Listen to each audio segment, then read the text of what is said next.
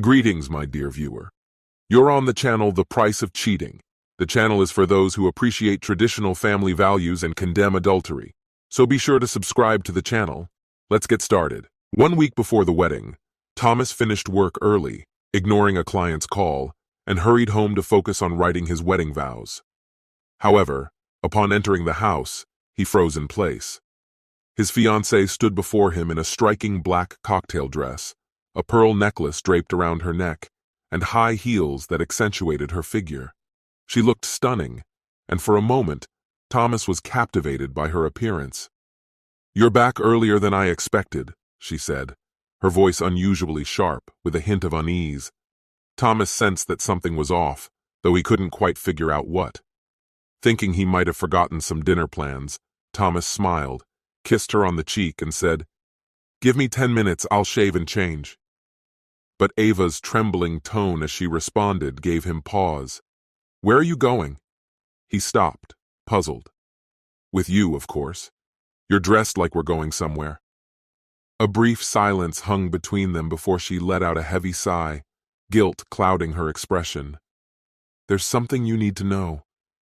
I didn't know how to tell you, so I was going to leave a note, but I'm leaving for the weekend," she confessed, her eyes darting toward a suitcase by the door. Thomas frowned. "Leaving? What do you mean? We're in the middle of wedding preparations. What's going on?" "I just need some space," she mumbled, her voice trembling. "I'll be staying at a hotel for the weekend." "Alone?" he asked, suspicion creeping into his voice. The pause that followed felt endless before Ava whispered, "No, I'll be with a friend." A cold knot tightened in Thomas's chest, and he exhaled slowly, trying to maintain his composure. "A friend? Should I assume this friend is a man?" Her silence and the guilt in her eyes told him everything. "It's not what you think," she muttered. "He's just a friend." "A friend?" Thomas repeated, his voice rising as his fists clenched at his sides. "You're spending the weekend before our wedding with some guy and expect me to believe it's innocent?" "I need this," she asked quietly. "Who is he?"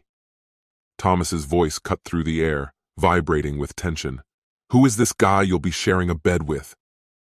"It's not like that," Ava whispered, lowering her gaze to the floor. "We're just talking about everything." "What is he? A therapist? A counselor?" Thomas snapped, losing patience with her evasive answers. But she remained silent, her gaze fixed on the floor. "Is he at least licensed to help couples before their wedding?" Thomas continued sarcastically. Her lips quivered, but she couldn't form any words. Finally, she mumbled, "He's just a good listener." Thomas's jaw tightened. "A good listener? So, a week before our wedding, you're going to spend the weekend with some guy because he's a good listener?" Tears streamed down Ava's cheeks, her guilt spilling out in the form of silent sobs. "Look at me!" Thomas demanded. When she finally raised her eyes, mascara ran down her cheeks, and her flawless appearance was now ruined. "Tell me again. Who is he? Promise you won't hurt him," Ava whispered, her voice barely audible. Thomas's eyes darkened with fury. "I promise I'll find him," he growled. "And if you don't tell me who he is, I swear I—" Ava collapsed onto the floor, curling into a ball as if trying to protect herself from the heat of his anger radiating from him like fire. "Get up!" he yelled, but she didn't move. Enraged, Thomas grabbed a mirror in the hallway and threw it at the wall, shattering it into pieces that scattered across the floor. The sudden noise made Ava jump to her feet. "That's why I was leaving a note," she cried. "I wanted to explain everything before you got home." Thomas's eyes burned into her. "So, if I hadn't come home early, you would have just disappeared." His voice was icy. Ava nodded, unable to say anything more, her shame robbing her of words. Thomas struggled to keep his emotions in check, his anger boiling beneath a facade of calm. "So, you were planning to disappear for the weekend with another man and leave me just a note?" His voice was filled with disbelief. He opened his briefcase, pulled out a notepad and pen, and carelessly tossed them onto the table as he sat down. "This better be one hell of a note." Ava hesitantly sat across from him. After a brief pause, she began writing. The minutes stretched on, and as soon as she put down the pen, Thomas waited anxiously. When she made no move to hand him the notebook, he reached out and snatched it from her. There was only one cryptic line on the page. "Next week I'm starting a new chapter in my life, and I need to do it before it's too late." His face twisted with shock and disappointment. His voice trembled as he spoke. "Tell me the truth. Were you planning to leave me for someone else?" Ava hesitated, her eyes darting around the room before she answered. "If I had more time, I would have explained everything." "That's not an answer," he cut in sharply. "How could you think this would help us? How is this supposed to improve our marriage?"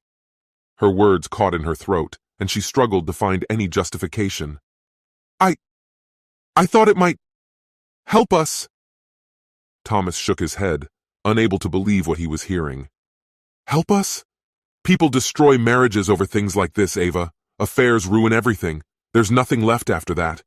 You can't just come back from something like this." His bluntness cut her deeply, leaving her in shock. She hadn't expected him to be so direct or to hint at the possible end of their relationship. Desperately trying to salvage the situation, Ava frantically searched her mind for something, anything, that could excuse her actions, but nothing came. In helplessness, she mumbled, "I didn't tell you because I knew you'd react like this." "React like this?" Thomas repeated, something inside him snapping as his voice rose. "You think this is bad? You don't even know what bad is. I'm canceling the wedding, unless you tell me his name right now." His words sent a wave of terror through her. "Don't say that," she begged, grabbing his wrists. "I love you, Thomas. You mean everything to me." He pulled his hands free from her grasp. "Tell me his name." She remained silent. "This is your last chance. Either tell me his name or leave my house. Right now." Tears welled up in her eyes as she stammered, "Thomas, please," her voice trembling. "I love you." "You have a strange way of showing love," he replied coldly, rising from his chair and heading for the door. "I'll ask you one more time. Tell me his name or leave." Finally, unable to bear the tension any longer, she whispered, Kyle Martinez." The color drained from Thomas's face, his anger simmering. "Your boss? That old man is older than your father." His voice echoed through the room. Ava broke down in sobs, her body shaking. "Did you sleep with him?" Thomas's voice was now eerily calm. She said nothing, her gaze fixed on the floor as his question hung in the air. "Did you sleep with him?" he repeated, his voice soft yet commanding. Still there was no answer. Thomas leaned closer, his voice barely audible. "Answer me. Did you sleep with him?" Tears streamed down her face and she barely nodded. The confession hit him like a physical blow. He staggered back, his heart racing in his chest, his vision darkening. Grabbing the table for support, he felt the ground slipping away beneath him. Ava stood frozen, paralyzed by fear and guilt. Several long moments passed before Thomas could regain enough composure to speak again. "He's married, isn't he? I remember seeing him and his wife at the Christmas party." His voice was cold and detached. "What does she think about her husband cheating with someone half her age?" "She doesn't care," Ava whispered, barely audible. She's going through menopause. They haven't been close for almost a year." "Did she tell you that directly?" Thomas asked, suspicion evident in his voice. Kyle hesitated, his response full of uncertainty. "No, she didn't. She was too ashamed to admit it outright." "Why don't we just call her and settle this?" Thomas suggested, barely concealing his irritation. Ava firmly shook her head. "That would only embarrass her further." "Give me your phone," Thomas demanded, losing patience. "I'm willing to take that risk." Ava reluctantly admitted, "I don't have their home number, only his mobile." Thomas's eyes narrowed. "So, he's hiding from his wife, isn't he?" "It's not like that," Ava quickly protested. "He's just trying to preserve her dignity, to spare her the humiliation." Thomas's anger flared. "It's disgusting that you're defending him. It makes me sick." His voice turned cold like ice. "You have two options. Either you leave or you become just as vile as the person you're defending." Ava spun around, her eyes blazing with fury. "How dare you call me that?" Thomas didn't flinch. "What else would you call a woman who's engaged and sleeping with a married man?" Ava turned away, muttering something under her breath, and the room fell into silence. "Before you go," Thomas's voice cut through the tension, "one more question. Why were you planning to spend the weekend with another man?" Ava froze, her words finally spilling from her lips, filled with bitterness. "It's all because of you, and you know it." Thomas blinked, stunned. "Because of me? What are you talking about?" "When our relationship got serious, you told me you'd been with 3 women before me," Ava said, her voice sharp with accusation. "You were my first and only. I said it didn't matter, but after talking to Kyle, it started eating away at me. I felt like I had to cheat to balance things out between us." "You felt like you had to cheat?" Thomas's voice grew even colder.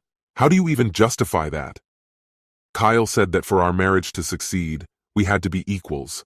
He reminded me that you've always claimed you'd never stay with a woman who cheats. So I thought, since we're not married yet, I should level the playing field now," she explained, her reasoning warped by desperation. "After the wedding, I'd never do it again." Thomas's face hardened. "Are you out of your mind? I've been faithful to you since day one." Ava shifted nervously. "Kyle helped me see how unfair it was for me, but he wasn't trying to manipulate me." Thomas scoffed.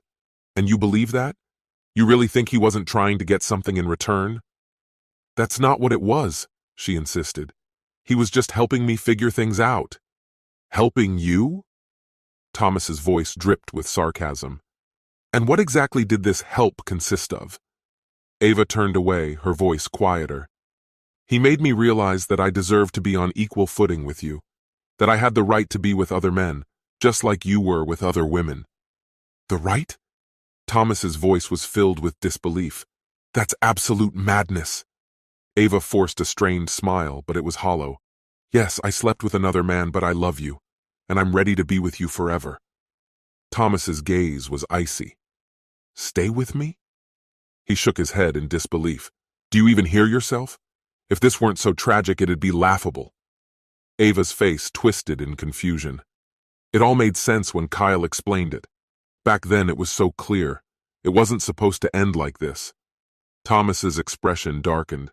"We were supposed to be loyal to each other forever, and instead, you're sleeping with your boss behind my back." Ava opened her mouth, wanting to deny it, but no words came. "No, no," she whispered, as if trying to turn back time, as if her denial could erase the truth Thomas had just uncovered. "Don't try to manipulate the situation," he said sharply. "What do you think will happen when you come back from your little trip? Did you seriously think I would stand by, smile, and pretend like nothing happened with the man who slept with my fiancé?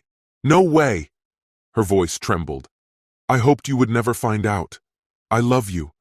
I didn't want to hurt you. I thought I could hide it forever." She froze for a moment, her eyes fixed on him before she continued. "I assumed you would think I was just out of reach for a while. My phone was off, and you wouldn't suspect anything." He looked at her with disbelief and disgust, but she kept going. "Even if you did find out, I thought your love for me would make you forgive, that we would get through this and still get married, live the life we always dreamed of."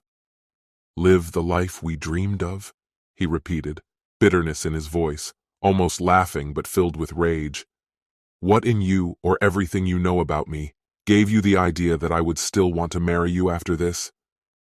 "Kyle said," she began, but Thomas interrupted her, his voice turning sharp. "Kyle said? Kyle said? That guy is nothing more than a manipulator who is using you because you're easy to manipulate." "No," she whispered weakly. "He was just trying to help make things better between us." "How many times?" His voice became icy. "How many times did you sleep with him or someone else?" "There was no one else, I swear," she sobbed. "Just him." "Fine. How many times then?" Silence stretched before she admitted. "Not that many. 5 or 8. 5 or 8? You slept with him that many times while we were engaged, and you act like it doesn't matter?" "I did it for us," Ava cried, her voice shaking with emotion. "I wanted our marriage to be strong. You remember when I told you I wasn't innocent?" "Yes, and I didn't tell you how many girls I had been with. You know I've made love 3 times, But I didn't say it was with 3 different girls. I was with Patricia Johnson, thinking we would run away after graduation, until her mother caught us. You know how that ended. They moved away and I never saw her again. 2 months later, I met you. Since then, I haven't even kissed another woman." His words were clipped, his anger evident in every syllable. "And meanwhile, you were with someone else, 5 or 8 times. You can't even keep count." Ava felt her stomach tighten with guilt. "So, you're ahead by 4 or 5 women," Thomas sarcastically added. "Maybe I should go and sleep with a few more to even the score." "No, please, no!" Ava cried out, her voice shaking with panic. "Do you really think that scoundrel would be calm if I had 4 or 5 affairs to even the score? And what about Laura? You've always said you didn't trust her around me. Or maybe I should try your sister. She's single after all." "Stop!" Ava shouted, her voice cracking. "Please don't! I'm done with him. I'm not going on that trip. I swear it's over. I made a mistake, but I did it because I thought it's what we needed." Thomas shook his head, his face stone cold. "No, you did it for yourself, only for yourself." She collapsed to her knees, pleading, "Please, Thomas, give me one more chance. I swear I'll never again." He raised his hand, and she fell silent. His voice was cold, final. "What you've done is unforgivable. You've destroyed everything between us. There's no future, no wedding." Her face contorted as the meaning of his words sank in. "No, don't say that. I love you. I swear I will never betray you like this again." His voice was full of rage, but beneath it, unmistakably, there was pain. "What hurts more than your betrayal is that when you started doubting us, you didn't come to me, to the one you call your love. I don't know what I would have done, but I can guarantee you one thing. I would never have told you to sleep with a married man. Only someone who wants to destroy a relationship would suggest something like that." The silence that followed was unbearable. Ava felt as if icy hands were tearing her apart, destroying every hope and dream she still had left. Her chest tightened, a lump formed in her throat, and she could barely breathe. "What do you think your mother will say when I tell her why we're not getting married?" Thomas's voice was quiet, dangerous.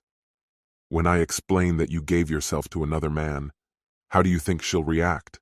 I'll make sure everyone knows what you've done. Everyone, our families, our friends, will know the truth, that we're not getting married because you slept with a married man." His hand gripped her fingers, and with a sharp movement, he ripped the engagement ring from her, nearly twisting her finger in the process. "No," she gasped, trying to reach for it. "It's mine. You gave it to me." Ava desperately struggled, trying to get the ring back, the last reminder of what they once meant to each other. But Thomas's expression remained cold, his grip unyielding. "You destroyed everything," he hissed, his knuckles white as he clenched the ring in his fist. "Everything this ring symbolized is gone." His words were as sharp as a blade, cutting her to the core. "We're done. I can't marry you." His gaze pierced her, and the seriousness of his words was undeniable. "Leave now, before I do something I'll regret." The firmness of his voice struck her like a blow, and Ava felt her body begin to shut down. She opened her mouth to say something, but no words came. Only a strangled, desperate sound escaped her lips, like the final breath of a dying person. Her eyes, filled with terror, searched desperately for even the slightest sign of compassion, but Thomas remained unmoved. Her body shook uncontrollably, but the silence between them lingered. Tears streamed down his cheeks, betraying the depth of his pain. "I haven't felt this way since my father died," he whispered, as if speaking to himself. Ava's thoughts raced, trying to find anything that could mend the shattered pieces of their relationship. But nothing came. It was only in this agonizing moment that she realized how far things had gone, how deeply she had deceived herself. The unbearable silence was suddenly broken by a sharp knock at the door. Ava flinched, her breath quickening, and she whispered, "Oh no, it's Kyle. I'll get rid of him."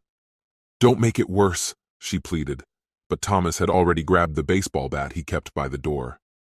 "Calm down, I'm not going to make a scene," he said, his voice frighteningly calm. "I'll finish him off right in front of you." Ava jumped to her feet, her heart pounding. "He's not worth it!" Don't ruin your life over this, she cried, trying to block his path. I don't care, Thomas said, sidestepping her, his tone empty and dead. I've lost everything, but if I take him down, at least I'll make him pay for what he's done. She frantically tried to dial Kyle's number, but the call went straight to voicemail. Thomas, with the bat in hand, flung the door open, ready to strike. But instead of Kyle, 2 police officers stood on the doorstep. The bat slipped from his hands, hitting the floor with a loud thud. He froze, his face impassive as the officers walked past him. Excuse me, ma'am, one of them addressed Ava. Are you Ava Gonzalez? Her heart raced. Yes, she whispered. What happened, officer? The officer's face remained expressionless as he closed the door behind him. Do you know Mrs. Emma Martinez? Ava blinked, her thoughts clouded with confusion. I work for her husband, Kyle, she answered quietly. The officers exchanged glances, as if sharing some private joke. Did something happen? Did something happen to Emma? She asked, her voice trembling with fear. No, ma'am, the officer replied slowly. But about 2 hours ago, Mrs. Martinez shot and killed her husband in their living room. Ava's legs gave way, and she collapsed to the floor, her mind flooded with shock. Thomas disappeared into the kitchen and returned a few minutes later with a pot of cold water. Without saying a word, he poured it over Ava, soaking her hair, which clung to her face like wet fur. It took her several minutes to gather the strength to speak. Oh my God, was all she could manage. Ava's hands trembled uncontrollably as tears streamed down her face. Kyle is dead. The officer nodded grimly. Yes, ma'am. Thomas responded with a bitter, hollow laugh, causing the officers to exchange worried glances. Looks like she wasn't going to let him leave with you for the weekend. We need you to come down to the station with us, ma'am. Earlier that day, Mrs. Martinez had coldly warned her neighbor, she'll pay for ruining my marriage. Now, with police cars swarming the area, Ava was the target. Authorities believed it would be safer for her downtown. Numb from shock, her face ashen, Ava stood among the ruins of her life. Don't come back, cheater. Thomas's cruel voice rang in her ears, his words echoing in her mind as the cries of his former fiancée filled the air. The officers nearly had to carry Ava to the patrol car. Thomas watched as the flashing lights disappeared into the night, his mind spinning with the speed of his unraveling world. 3 sips of whiskey loosened his tongue, and after the 4th, his mind filled with venomous inspiration. He opened his laptop and began composing a letter to everyone he knew. Family, friends, colleagues, even the church choir, no one was left out. The subject line blazed, Why I'm refusing to marry Ava Gonzalez, liar and cheater. His fingers flew over the keyboard. Turn on the news tonight, and you'll hear about a middle-aged woman who killed her husband for cheating with a 30-year-old floozy. And that floozy, by the way, is my ex-fiancée Ava. Yes, the same righteous Ava who condemned her friends for their affairs. She's the reason a man in his 60s is lying in the morgue. And let me add, she slept with someone old enough to be her father. Now you all know why I'm not marrying her. Thank God I dodged that bullet. The police are hiding her because the widow wants revenge. Honestly, I hope she gets it. As soon as he hit send, replies flooded his inbox. His phone buzzed. A local newspaper journalist wanted to talk. Without hesitation, Thomas sent a few photos of Ava in a revealing swimsuit, then gave the reporter all the dirty details. He even agreed to go on live radio to tell his story. Over the next few hours, he was bombarded with calls, messages, and even words of sympathy from people who knew Ava. When his voice finally gave out, Thomas took a break. He grabbed a pack of black trash bags and started stuffing Ava's belongings into them. By the time he finished, 3 bags stood by the door, which he dragged into the garage next to the trash cans. The neighborhood had been quiet for years, but the next morning's headlines screamed, Love Triangle Ends in Murder. By noon, news vans descended on the block. The evening broadcasts showed footage of the fugitive widow, photos of Ava in that same swimsuit, and shots of the victim. Late that night, Thomas finished the last of the bourbon. By morning, the news crews returned, this time filming as a locksmith changed the locks on his doors. A new "No Trespassing" sign now stood prominently in the yard. Just 2 hours later, police arrested Emma Martinez, asleep in her car just a few blocks from Ava's apartment. She offered no resistance. Meanwhile, a groggy Thomas was rudely awakened from his hangover by loud knocks on the door. "Go away!" he shouted. "It's the police," came the stern reply. Grumbling, Thomas flung the door open. "What now?" "Mr. Anderson, your fiancé wants to come home and explain everything to you." "I don't have a fiancé anymore, and this isn't her home," he snarled.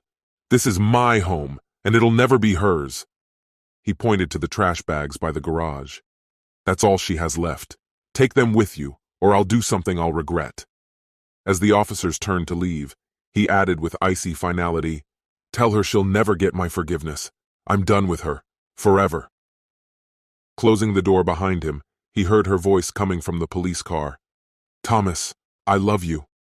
He didn't respond, turning on the television and settling into the armchair. An old black-and-white Western flickered on the screen, offering a distraction from his thoughts. No one had ever taken responsibility for leaking the photos that exposed the affair to Martinez's wife. But everyone in the office knew that the secretary, Kayla, showed up on Monday with a smug smile.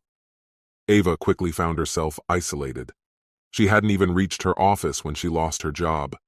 After the death of the business owner, despite his wife hiring expensive lawyers claiming she was temporarily insane, the company was sold to a foreign buyer who immediately fired all the staff and moved operations abroad. Ava's family turned their backs on her, branding her as an unfaithful fiancé. The day after her court testimony, she packed her things into her car and left town in search of a fresh start. As she drove past Thomas's house for the last time, she saw a bright "For Sale" sign on the lawn. She tried to keep driving, but tears blurred her vision. Ava pulled over to the side of the road, closed her eyes, and longed to feel the comfort of his arms once again. In that moment, more than anything, she just wanted to disappear. 4 years later, Thomas returned to his hometown for the funeral of an old friend. The Alumni Association had invited the entire class, and a large crowd was expected. It was his first visit since the events that had turned his life upside down. Walking beside him was his beautiful wife, Barbara, her hand holding his tightly. Barbara understood perfectly well the painful memories this town stirred in him, and responded by gripping his hand even tighter.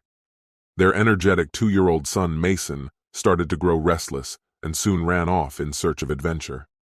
As Thomas and Barbara stopped to admire the window display of an antique shop, distracted Mason bumped into a woman begging for alms. She staggered, dropping a paper bag, and a few items spilled onto the sidewalk, including a condolence card. "Mason Anderson, stop fooling around this instant!" Barbara's firm voice cut through the air, making the woman freeze at the sound of the familiar name. Turning to her, Barbara quickly apologized. "I'm sorry. We've been driving for a long time and he's full of energy." Mason approached the woman, his voice soft and apologetic. "I'm sorry I made you cry. Are you okay?" The woman gave him a kind smile. "It's all right. You have a well-mannered boy. You should be proud." When Thomas bent down to pick up her fallen belongings, their eyes met. For a moment, their gazes locked in silent recognition, as Mason handed his father an apple that had fallen out of the bag. Without a word, Thomas returned the bag to her, but Barbara noticed tears starting to form in his eyes. Her protective instincts kicked in immediately, and she abruptly stepped between her husband and the woman who carried so much of their past. Her look, cold and sharp, carried a clear warning. "Stay away from my family," she said in an icy tone. As Ava turned to leave, Barbara's parting words pierced the air. "Forever means never. You're in this position because of your sins. You thought you could do all that evil and be happy. No, this is your karma." This concludes the story. If you like it, then put your powerful like and subscribe to the channel.